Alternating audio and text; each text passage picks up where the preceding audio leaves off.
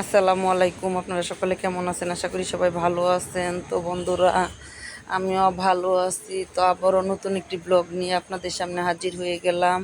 তো আশা করি প্রথম থেকে শেষ পর্যন্ত আমাদের সাথে থাকবেন। তো দেখেন, এদেরকে তো প্রায় সময় দেখেন, তো হঠাৎ করে লজ্জা পাইতাছে, বলতাছে বোনদের মধ্যে এরকম অবস্থায় ভিডিও, সাজগুজ নাই, ভালো গোসল নাই।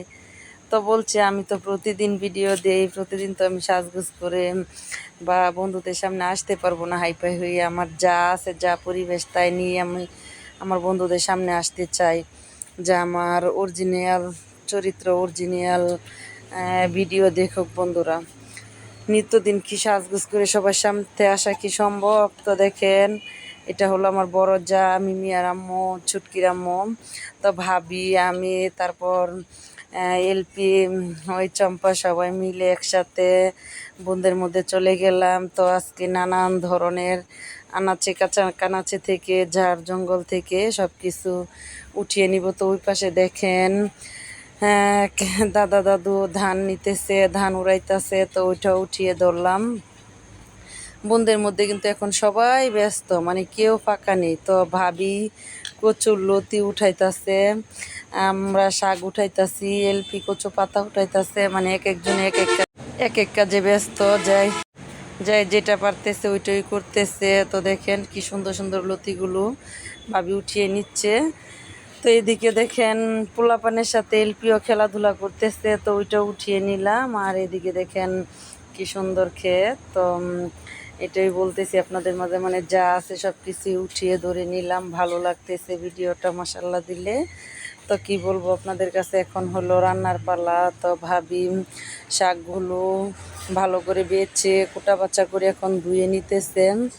তো এই শাকটা কিন্তু ভীষণ স্বাদ হয়। আমরা যে সময় রান্না করি 4-5 জনে মিলে রান্না করে তারপর ভাগ করে খাই, একটা জুলাবাতির মতো।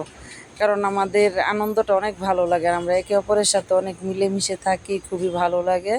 তাই আমরা যে পরিবেশে থাকি, যা করি সবই আমাদের মতো আমরা করে নিই। তো সবসময় পরিশ্রমটা ভাবি একটু বেশি করে, যেহেতু ভাবি বড়, ভাবি সব কিছু গুছায়, বিরক্তটা ভাবি সহ্য করতে পারে। তো শাকের মধ্যে কিন্তু ভাপ দেওয়ার পরে অনেকগুলো পেঁয়াজ রসুন দিয়ে দিছে। তো এটা হলো বলে নাড়াচাড়া শাক। তো এটা ভালো করে এটাকে থেতলে সুন্দর করে মিশিয়ে নিব একে অপরের সাথে। তো লবণ দিয়ে এটা ভালো করে এখন নাড়াচাড়া করে নিচ্ছে। আপনারা দেখতে থাকেন, খুব সুন্দর দারুণ একটি রেসিপি। তো বিশেষ করে শাকটা আমার অনেক প্রিয়, শাক হলে আমার আর কিচ্ছু লাগে না। আর অন্য আইটেমও তৈরি হইতেছে, ওগুলো পরে। তো দেখেন কি সুন্দর করে মিশিয়ে দিয়েছে ভাবি। তো সকল কষ্টের পরে এখন খাওয়া দাওয়ার পালা। তো দেখেন 2 রকমের শাক হয়েছে, শুটকি তরকারি হয়েছে, গুস্ত তরকারি হয়েছে। তো সব কিছু মিলাইয়া আগে গুস্ত নিলাম, পরে ওগুলো নিব। তো সেটাই আপনাদের সাথে শেয়ার করতেছি, খুবই ভালো, কত সুন্দর স্বাদের।